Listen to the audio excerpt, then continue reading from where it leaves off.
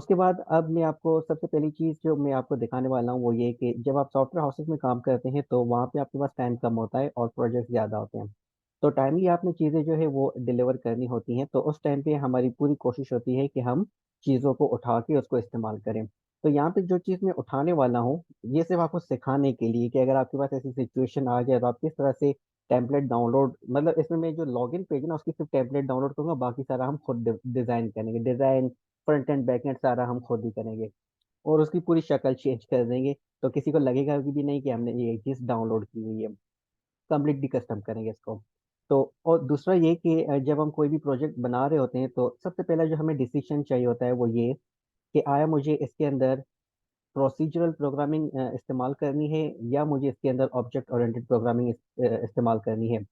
تو سمپل سا فنڈا ہے یہ، آپ اپنے مائنڈ میں رکھ لیں کہ اگر آپ کا پروجیکٹ چھوٹا ہے، جیسے منی پروجیکٹ ہو گیا یا انٹرمیڈیٹ لیول کا ہو گیا، تو میں یہ سجیسٹ کرتا ہوں کہ آپ پروسیجرل پروگرامنگ پہ چلے جائیں کیونکہ اس پہ وہ چیز جلدی ڈیولپ ہو جاتی ہے.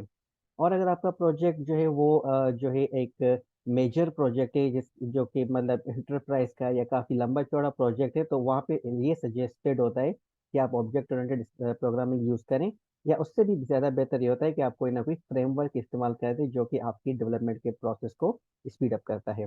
ٹھیک ہے، تو یہ ہمارا منی پروجیکٹ ہے میری نظر میں، کیونکہ میجر پروجیکٹس میں نے دیکھے ہوئے ہیں تو اس کے سامنے یہ کچھ بھی نہیں ہے. تو اس میں جو چیز استعمال کرنے والا ہوں وہ ہے پروسیجرل پروگرامنگ لینگویج. تو سب سے پہلے اب ہم کیا کرتے ہیں، اس فائل کو میں کلوز کر دیتا ہوں. آپ نے گوگل پہ آنا ہے اور گوگل پہ آپ نے لکھنا ہے boat strap log in templates. جیسے آپ اس پہ لکھیں گے تو یہ bootstrap.com کی جو ویب سائٹ ہے اس پہ آپ نے کلک کرنا ہے. تو یہ والا پیج آپ کے پاس اوپن ہو جائے گا. تو یہاں پہ دیکھیں کتنی پیاری پیاری جو ہے وہ ٹیمپلیٹس آپ کے پاس اویلیبل ہیں. میں نے جو استعمال کی ہے وہ یہ والی ٹیمپلیٹ ہے، آپ نے اس کے اوپر کلک کر دینا ہے اور یہ آپ کے پاس کچھ اس طرح سے اس کا آؤٹ پٹ آئے گا. ٹھیک ہے، تو یہ آؤٹ پٹ اس طرح سے تھا. اس کو ہم کنورٹ کریں گے اس کے اندر، تو دیکھیں کتنا ڈفرنس آ گیا ہے. تو اس طرح سے ہم اس میں کنورٹ کریں گے. تو اب اس کو مجھے اپنے پروجیکٹ میں لانا ہے، تو ہم یہاں پہ سمپلی کیا کریں گے، یہاں پہ آپ دیکھیں HTML لکھا ہوا ہے اور یہاں پہ CSS. تو مجھے سمپلی کیا کرنا ہے، یہ جو کوڈ ہے اس کو کاپی کرنا ہے. تو میں کنٹرول A کر رہا ہوں اور کنٹرول C کاپی. اور اس کے بعد ہم آ جاتے ہیں ادھر اپنے فولڈ اس کے اندر ویژول اسٹوڈیو کوڈ میں. اور یہاں پہ آپ نے سمپلی کیا کرنا ہے، ادھر باہر پہلے کلک کریں تاکہ یہ کوئی فولڈر آپ کا سلیکٹڈ نہیں ہو. ٹھیک ہے، اور یہاں پہ آپ نے کیا کرنا ہے، نیو فائل پہ کلک کرنا ہے اور اس کو آپ نام دے دیں index.php. اور یہاں پہ آپ کر دیں کنٹرول V، مطلب پیسٹ. ٹھیک ہے، یہ آپ کا کوڈ جو ہے وہ یہاں پہ پیسٹ ہو چکا ہے. اس کو آپ کنٹرول S کر کے سیو کر دیں. دوسری چیز جو آپ نے کرنی ہے وہ یہ کہ CSS کی کوڈ پہ آپ نے آنا ہے اور اس کوڈ کو کمپلیٹ کو آپ نے کاپی کرنا ہے.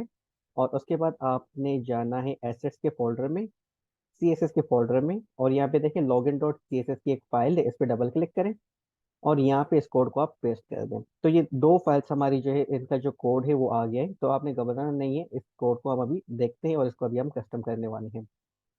ٹھیک ہے، تو ان فائلس کو میں ابھی کلوز کر دیتا ہوں، یہ میرے اب کسی بھی کام کی نہیں ہے. اور یہاں پہ ہم کیا کرتے ہیں، یہ جو ابھی ہم چیز بنا رہے ہیں آن لائن ووٹنگ سسٹم، اس کو میں اوپن کر لیتا ہوں. تو اوپن کرنے کا جو طریقہ ہوتا ہے وہ یہ ہوتا ہے کہ ہمارے فولڈر کا نام کیا ہے، آن لائن ووٹنگ سسٹم. آپ کے پاس زیمپ اسٹارٹیڈ ہو تو آپ نے یہاں پہ کیا لکھنا ہے، local host slash on line voting system and then inter. جیسے آپ اس کو انٹر کریں گے تو یہ آپ کا جو ابھی ہم نے جو چیز ڈاؤن لوڈ کی ہے وہ آپ کے پاس یہاں پہ آ گئی ہے. تو یہ دیکھیے کچھ عجیب و غریب آپ کے پاس آ رہی ہے. اس کا ریزن یہ ہے کہ ابھی تک ہم نے اس پہ بوٹ اسٹریپ وغیرہ نہیں لگایا ہوا.